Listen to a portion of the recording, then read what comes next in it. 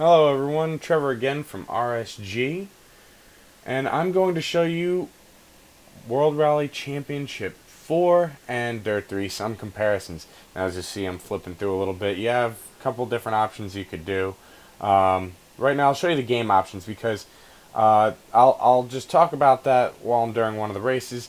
The wheel is already set up here, and it's pretty nice. Like, I really didn't have to turn anything down. If you want less force feedback, then fine, you do that. But I have a G27, so I really don't want more force feedback.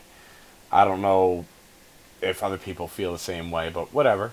So here you can choose like single stage, but I'll go back. You can choose like single rally before you're able to go, through like the career and everything else.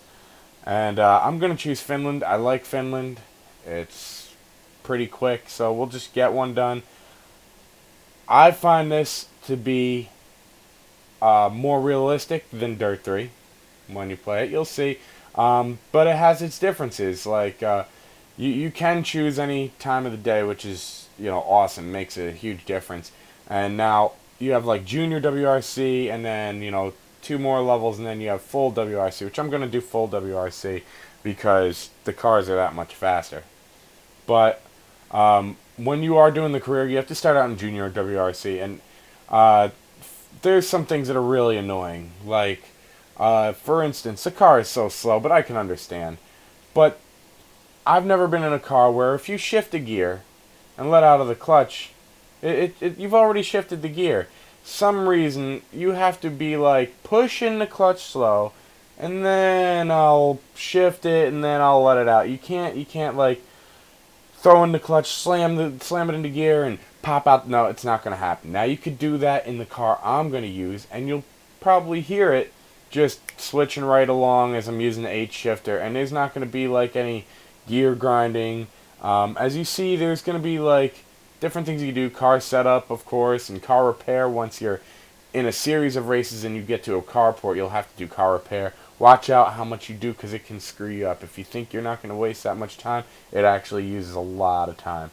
So, as you see here, we're using fraps, so it's going to be a little choppy at places, but it's actually pretty impressive. I overclocked some things, got stuff a little better. Like right around here, it's good. But once you get into the woods, it's a little tough. But as you see, narrow paths. I find the paths a lot narrower than. Oh, there goes that good old lag.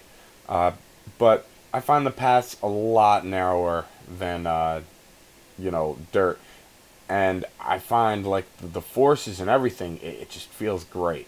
Now I know that Dirt came out in like 2011, so yes, I understand it's a big difference. But I haven't seen really anyone reviewing this, and I feel like a lot of people haven't grabbed on. This game, I think, is awesome. But where it is a little different is, yeah, I'll get some jumps, and maybe I'm just on the wrong tracks, but I do find in Dirt there is a lot of jumps. Dirt 3 has some really fun arcade-like action, and also I will point out that their online multiplayer is better in Dirt. Although Windows Live Gaming just sucks. Why should I be bothered with entering in all my crap like I've got an Xbox? Leave me alone. I'll enter it if I want to go online. To tell me that I can't save, that's just bonkers. But forgive me for my little driving. I know you guys want to, critique my driving, but this isn't about the driving. Although I'm showing you here that you can reverse if you do screw up, which has become like a fundamental thing in games like you everywhere, because they realize, maybe restarting a whole race is bullcrap when you just make one little mistake. So they finally, realize that they should probably not do that. Overall, though, graphics, I will say both games do look pretty darn good. I'm not sitting by either of them saying, oh my god, it's the best ever. So we're at the end here, and we're going to switch over to Dirt 3 in just a quick second, and right there. Okay, so now we have Dirt 3. As you see, I got that Windows Live crap just checking in the corner, and I'll load it up. First thing I want to point out, Man, setting up the G27 in this sucked. First, you got to go into the profiler, and then for the Logitech gaming software, then you actually have to load up the game, and you'll go into controls, which I'll show you right here.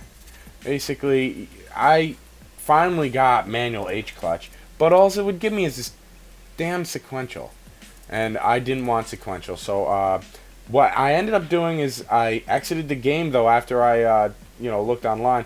I set it up through the profiler, and then I entered the game, and it still didn't give me what I needed, but it did let me select a little more in the sense that it let me choose a G27.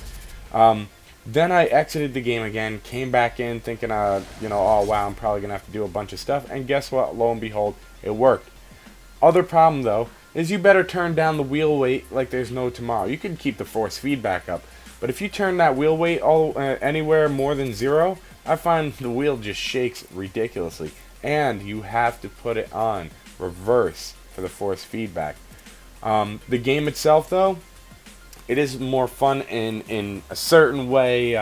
It depends on what you're really looking to do. If you are definitely doing multiplayer, it is awesome to do some multiplayer rally cross.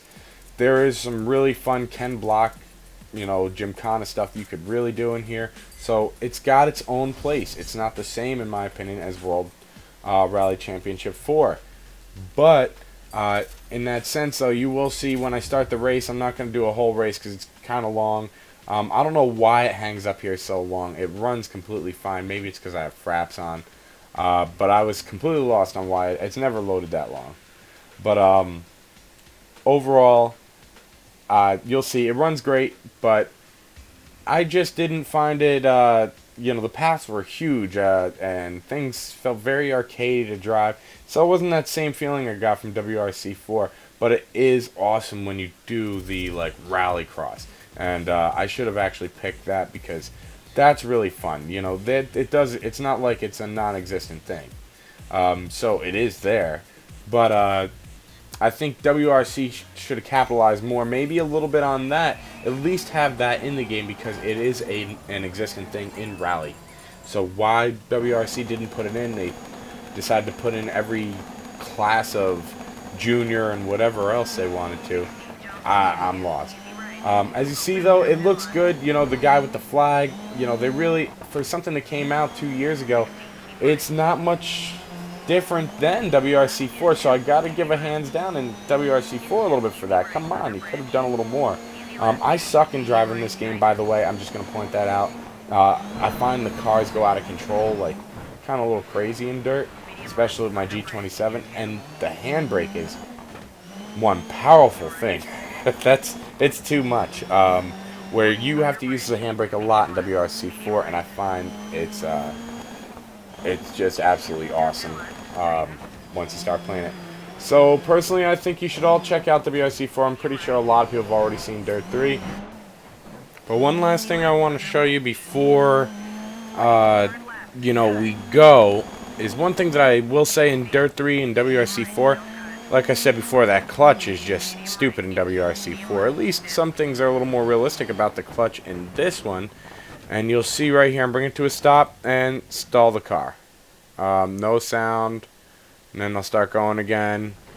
Okay, and then, well, granted, you can't hear that there's no sound, but maybe, but overall, it stops the engine. Now you'll see, but here's what's stupid, I'll just press the gas and it'll go. So, if you like this video, please like and then subscribe and check out WRC 4. Maybe you'll like it.